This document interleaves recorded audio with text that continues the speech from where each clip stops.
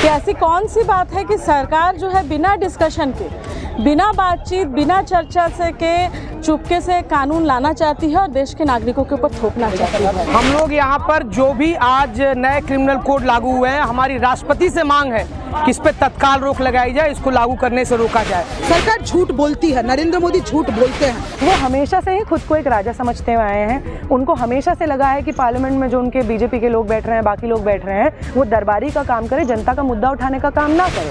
सरकार की मंशा सीधी सी बात है, पुलिस स्टेट बनाना चाहते हैं, तानाशाही और दमन लागू करना चाहते हैं। इसके लिए उन्होंने इस कानून को लाया है, वरना ऐसा कानून लाया जाता है जिसमें 150 सांसदों को सस्पेंड कर दिया जाए और आप कानून पास कर दीजिए। इस सवाल को उठा रहे हैं कि आखिर सरकार को इस देश के नागरिकों से डर क्यों लगता है? वो क्यों इस देश के सरकार के साथ संसद के अंदर इसको लेकर के किसी डिबेट डिस्कशन से बात करना है? लेकिन सच्चाई ये है कि ये कानून औपनिवेशिक कानूनों से भी ज्यादा बदतर है और ज्यादा जो है दमनकारी कानून है। सड़क पे जो उन कानूनों के खिलाफ प्रदर्शन कर रहे होते हैं, भारी देश भर में विरोध हो रहा होता है ना, वो उनकी सुनते हैं क्योंकि उनको लगता है कि वो राजा है। हमारे विरोध के चलते ही, किसानों के विरोध के चलते कृषि कानून वापस लेने पड़े और नौजवानों के विरोध के चलते आप देखिए अग्निवीर योजना को वापस इनको लेना पड़ेगा।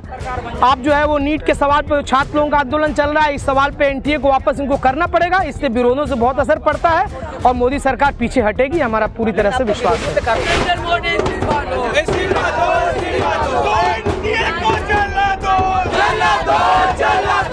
एक पुलिस स्टेट बनाने का कोशिश किया जा रहा है। जिस पुलिस स्टेट में पुलिस अगर किसी भी आम आदमी पे कोई धारा लगाए तो आज के समय से ये नियम एक तरीके से लगाने का कोशिश किया जा रहा है कि वो आम आदमी, वो आम नागरिक वो प्रूफ करे कि वो इनोसेंट है। अभी तक नियम ये था, अभी तक लॉजिक ये था कि पुलिस अगर धारा लगाती है तो पुलिस का जिम्मेदारी है कि वो साबित करे कि ये व्यक्ति गुनहगार है। आज एक आम नागरिक को पूरे के पूरे पुलिस तंत्र के सामने, पूरे के पूरे पुलिस व्यवस्था के सामने, पूरे के पूरे राज्य तंत्र के सामने अपने आप को, एक आदमी को, एक नागरिक को डिफेंड करना पड़े। तो ये पुलिस स्टेट लाया जा रहा है। अंग्रेजों को समय में जिस तरीके से हर एक भारतीय को क्रिमिनल समझा जाता था क्योंकि वो अंग्रेजी हुकूमत के खिलाफ लड़ते थे और अपने आप को बेगुनाह साबित करना भारतीयों का जिम्मेदारी होता था, उसी तरीके से अंग्रेजों के समय का भयावहता फिर से वापस लाई जा रही है। पुलिस का अधिकार बढ़ाया जा रहा है कि बिना पेशकश के मैजिस्ट्रेट के सामने पुलिस अपने हिरासत पे ज्यादा समय तक रख सकती है और ऐसे स्थिति में हमको पता है कि कौन भुगतेगा, क्रिमिनल भुगतेगा कि नहीं। सवाल ये नहीं है, भुगतेगा वो जिसके पास अपने आप को डिफेंड करने के तरीके और संसाधन कम है। मतलब गरीब लोग, मतलब मजदूर, मतलब दलित और मुसलमान। तो ये तो कहीं से भी एक लोकतांत्रिक देश, एक वेलफेयर स्टेट, एक संविधान से चलने वाला स्टेट का ये स्वरूप कतई नहीं होना चाहिए। ये जो सरकार आई ये कह कर के ये कानून लाया गया कि भाई जो औपनिवेशिक कानून था वो अंग्रेज़ों का बनाया हुआ था और उसको बदलने के लिए हम नया क्रिमिनल कोड ला रहे हैं। लेकिन सबसे पहली बात कि इस कानून को लेकर के संसद के अंदर कोई चर्चा नहीं हुई। ये बिल तब पास किया गया जब हमारे कई सारे सांसदों को एक तरीके से संसद भवन से निकाला गया। तो सबसे पहली बात कि ऐसी कौन सी बात है कि सरकार जो है बिना डिस्कशन के, बिना बातचीत, बिना चर्चा से के चुपके से कानून लाना चाहती है और देश के नागरिकों के ऊपर थोपना चाहती है ना, समझौता के बाद है ना।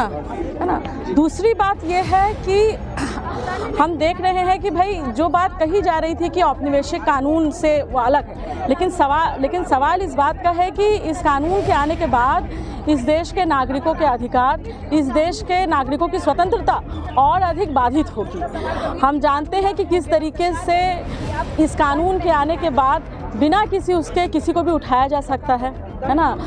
बेल मिलने में दिक्कत की जा सकती है, रिमांड पे भेज देने पर एक तरीके से दिक्कत होगी। तो सवाल इस बात का है कि आज के समय में ये सरकार, हम जानते हैं कि जब एक के बाद एक कई सारे ऐसे लोग जो आंदोलन में हैं और उनके ऊपर तमाम तरह के केसेस थोपी जा रही है। हमने अभी अरुंधति रॉय का मामला देखा, जिस अरुंधति रॉय को तमाम तरह के लेखक सम्मान से सम्मानित किया जा रहा था, हमारे देश की सरकार उनके ऊपर यूएपीए लगाती है। तो सवाल इस बात का है कि देश के अंदर लोगों को प्रतिरोध करने का अधिकार होगा कि नहीं। लोग अगर प्रतिरोध करेंगे और उनके ऊपर कोई भी कानून थोप करके उनको अंदर डाल दिया जाएगा और शायद इस नए क्रिमिनल कोड के आने के बाद ये प्रक्रिया और तेज़ी से होगी। तो हम लोग इसके खिलाफ यहाँ पर प्रदर्शन कर रहे हैं, यहाँ पर आंदोलन में हैं और इस सवाल को उठा रहे हैं कि आखिर सरकार को इस देश के नागरिकों से डर क्यों लगता है। कानून को लाने की सरकारी क्या मंशा हो सकती है? सरकार की मंशा सीधी सी बात है, पुलिस स्टेट बनाना चाहते हैं, तानाशाही और दमन लागू करना चाहते हैं, इसके लिए उन्होंने इस कानून को लाया है। वरना ऐसा कानून लाया जाता है जिसमें 150 सांसदों को सस्पेंड कर दिया जाए और आप कानून पास कर दीजिए।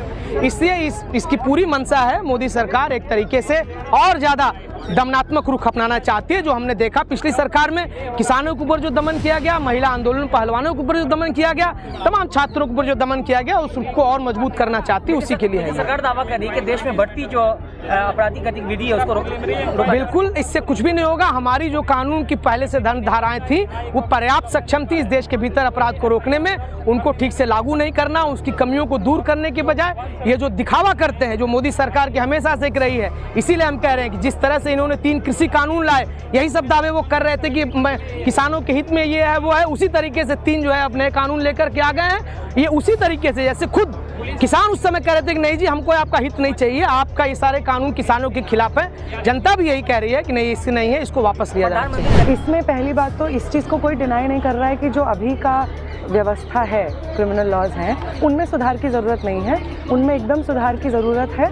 और लेकिन उस सुधार का जवाब ये जो 3 लॉज आ रहे हैं वो नहीं है। ये जो 3 लॉज आ रहे हैं ये तमाम तरीके के जो इंडिविजुअल लिबर्टी के राइट्स हो गए, डिसेंट के राइट्स हो गए, प्रतिरोध करने के राइट्स हो गए, उनको कर्व करता है। और उसके साथ साथ जिस तरीके के ड्रैकोनियन लॉज एग्जिस्ट करते हैं, चाहे वो UAPA हो या सेडिशन के तमाम लॉज हों, उन लॉज को भी मजबूत करता है। और उसमें जो एंटी नेशनल या टेररिज्म का भावना या जो देशद्रोह का जो परिभाषा है उसको लिया गया है, उसको कोई बदलाव नहीं किया गया है। बोल रहा है कि हमने मॉब लिंचिंग के खिलाफ लॉ बनाया हुआ है, लेकिन जो मॉब लिंचिंग के खिलाफ लॉ है, आज के समय में अगर मॉब लिंचिंग किसी चीज़ के आधार पर हो रही है जिसको झुकलाया नहीं जा सकता है, वो है धर्म के आधार पे।